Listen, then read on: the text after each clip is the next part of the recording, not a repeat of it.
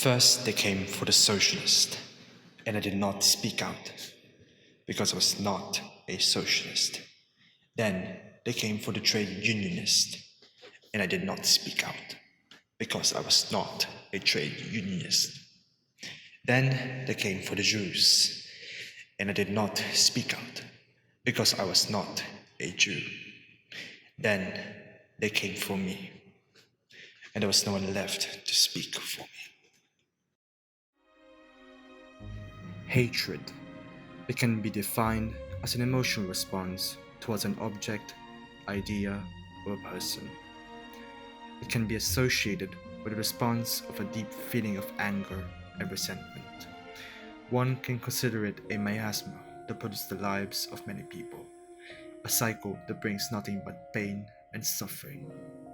Hatred evolves into numerous things, such as discrimination, violence, war, and death.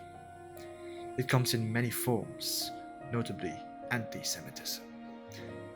It is an expression of hatred towards the Jewish community, and it has lasted for thousands of years and is still occurring in present time.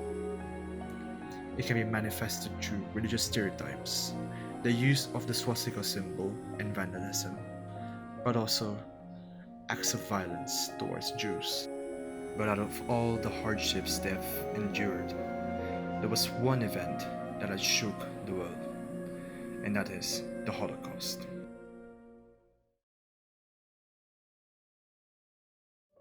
Anti-Semitism had come into prominence during the diaspora of the Jewish people after the second time their temples were sieged by the Romans.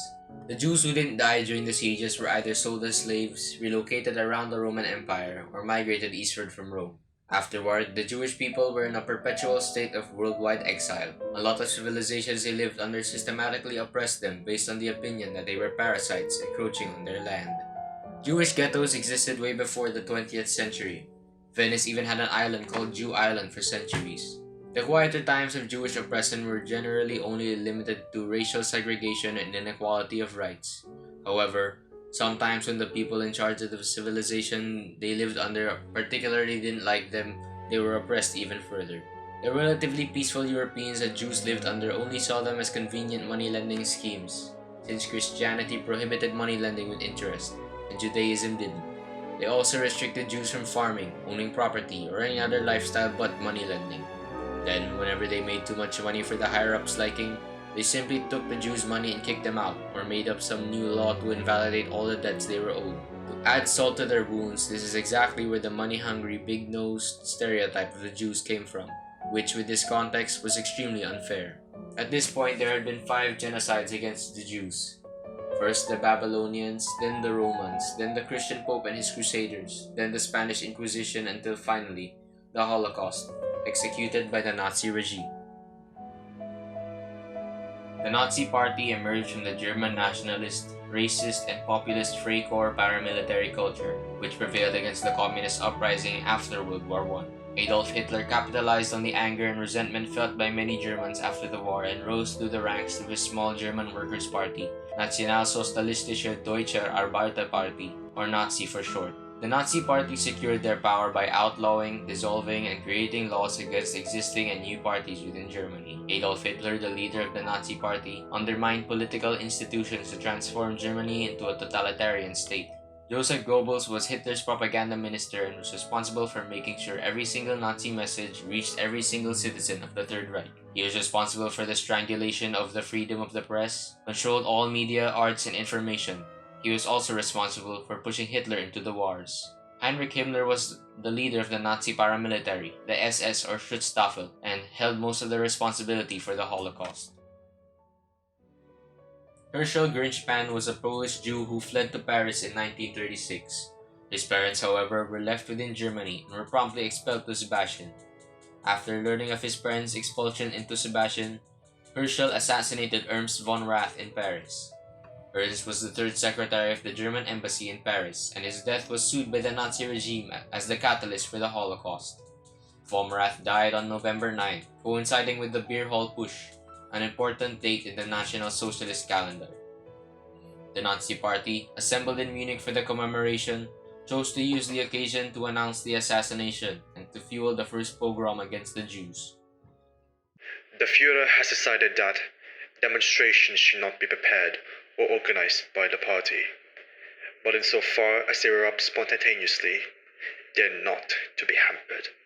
After the speech, the assembled regional party leaders issued instructions to their local offices. Shards of glass lined German streets that night, the glass of the windows of synagogues, Jewish homes, and Jewish businesses plundered and destroyed. Kristallnacht, Night of the Broken Glass. Kristallnacht took place throughout Germany, annexed Austria, and in areas of Czechoslovakia occupied by German troops. Thus began the Holocaust. The Nazis frequently used euphemistic language to disguise the true nature of their crimes. They used the term "final solution" to refer to their plan to annihilate the Jewish people. After the 1941 German invasion of the Soviet Union, SS and police units began massive killing operations aimed at entire Jewish communities, starting with Operation Reinhard.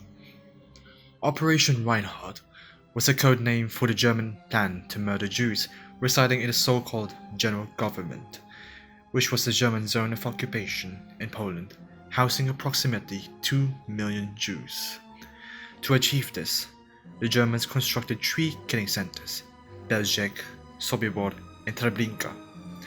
SS and police officials also conducted several related killing operations. Operation Reinhard personnel murdered approximately 1.7 million Jews in these early killing centers and mass shootings. 2 years after the initiation of the operation, Belzec, Treblinka, and Sobibor were dismantled after prisoner uprisings in 1943. Any remaining prisoners were gassed, shot, or burned alive. However, a year before, another killing center was already designed by Heinrich Himmler. Auschwitz was the center of the final solution. Nazis deported Jews from nearly every country to the Auschwitz killing centers, which consisted of Auschwitz I, Auschwitz-Birkenau or Auschwitz II, and Modowitz, Auschwitz III. Among these, Auschwitz-Birkenau had the highest effectiveness within the final solution. Auschwitz II had the highest total prisoner population, divided into 10 sections, separated by electrified barbed wire fences, patrolled by SS guards and dog handlers. The camp included sections for women, men, a family camp. Almost all of them were deported from Germany, Austria, Theresienstadt ghettos, and the Protectorate of Bohemia and Moravia. Auschwitz II played a central role in the German effort to kill the Jews of Europe. Weapons like Zyklon B, a highly poisonous gas, was used on POWs and Polish prisoners. The success of these tests led to the construction of a chamber in the crematorium of Auschwitz I that used Zyklon B to murder victims. Auschwitz SS then moved gassing operations to Auschwitz-Birkenau by converting 2 farmhouses outside the camp's fence into gas chambers. However, these proved ineffective and inadequate for the large number of deportees sent to Auschwitz. Thus, 4 large crematoria were built within Auschwitz II, each with a gas chamber, disrobing area, and crematory ovens. However, only 3 out of 4 of the crematoria were ever active at the same time. Jewish deportees arriving at Auschwitz-Birkenau immediately went under selection. Those who were able-bodied went under forced labor, and the rest were sent to the gas chambers, which were disguised as shower installations to mislead victims. The belongings of all deportees were confiscated and sorted and shipped back to Germany. There were also medical facilities within Auschwitz. However, doctors performed horrific experiments on the Jewish people there, one famous doctor being Josef Mengele. Josef Mengele held a PhD in physical anthropology and a doctoral degree in genetic medicine from the University of Munich. After his campaign and his time within the Kaiser Wilhelm Institute for Anthropology, he received a promotion to the rank of SS captain as he was transferred to Auschwitz. Mengele was known as the Angel of Death, or White Angel, for his coldly cruel demeanor within the camp. He is associated more with his selection duty than any other medical officer at Auschwitz. This is due to his post-war notoriety and the fact that he always searched for twins even while off duty. Mengele became interested in using twins for medical research under the tutelage of his mentor, Vestouwer, within the KW Institute. Mengele and Vestouwer had performed several legitimate research protocols using twins as test subjects throughout the 1930s. Now, at Auschwitz, with full license to maim or kill his subjects, Mengele performed a broad range of agonizing and lethal experiments with Jewish and Roma twins, almost every single one of them children. One of these cases was the case of Renate Gutmann. Just before Reen and her brother turned 6, her family was sent to Auschwitz from their ghettos. There she became a mere number 17917. She was separated from her family, taken to a hospital where she was measured and tested on. There, she was strapped to a table and cut with a knife. Injections were administered to her that made her throw up and gave her diarrhea. Once, when Renate was ill and in the hospital after an injection, guards came in to take the sick to be killed. She only survived because the nurse caring for her hid her under her skirt, though staying quiet until the guards left. Fortunately, Renate and her brother survived and were reunited in America in 1950. Going back to Mengele, he had a wide variety of other research interests. Among these was a fascination with heterochromia, a condition in which the irises of an individual's eyes differ in coloration. Mengele collected the eyes of his victims to give the research material to the KW institution's eye pigmentation researchers. Mengele firmly endorsed Nazi racial theory and engaged in a wide spectrum of experiments that aimed to illustrate the lack of resistance among Jews or Roma to various diseases. He also attempted to demonstrate the degeneracy of Jewish and Gypsy blood through the documentation of physical oddities and the collection and harvesting of tissue samples and body parts. Many of his test subjects died as a result of experimentation or were murdered to facilitate post-mortem examination. Over 1 million Jews were killed in Auschwitz II alone. German SS and police murdered nearly 2.7 million Jews through gassing, shooting, and other means. Even more outside of Reinhardt operations.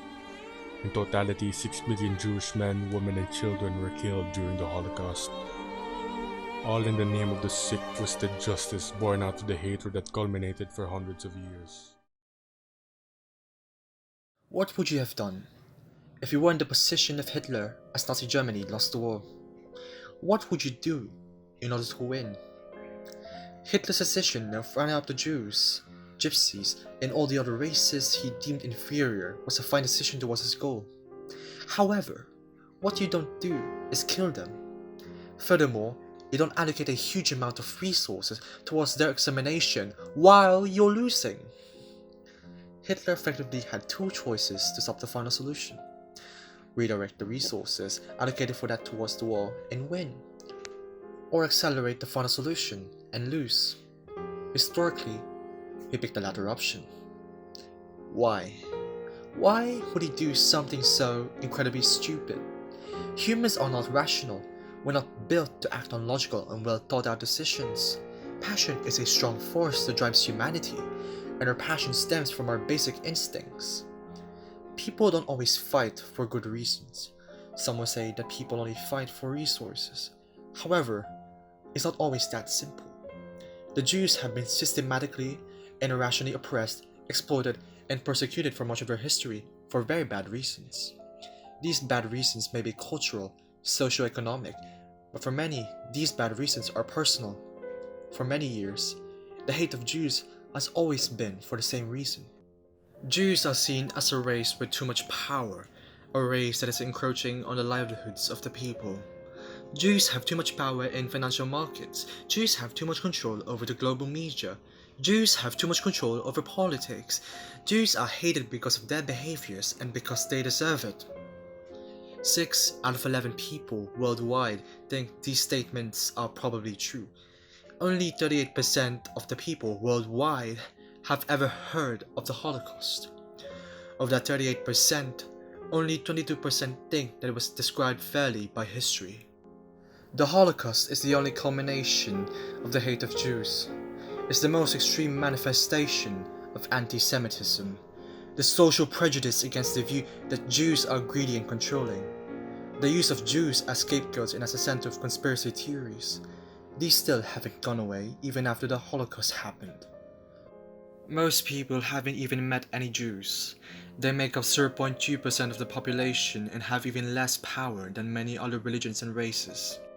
Why does humanity still do this?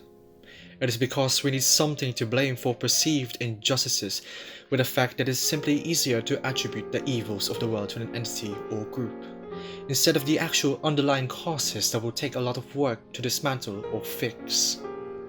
Many people in the world will tell you there will always be someone who loves you, and some will say that person or thing may be a god or gods. However, none of that matters if we do not love ourselves. All of human suffering today could be fixed with unity. If we were to direct our efforts towards the improvement of lives instead of unjust wars, unjust hatred, and selfishness, almost all human suffering in the world is the fault, directly or indirectly, of another human, and the only way to relieve it lies within ourselves.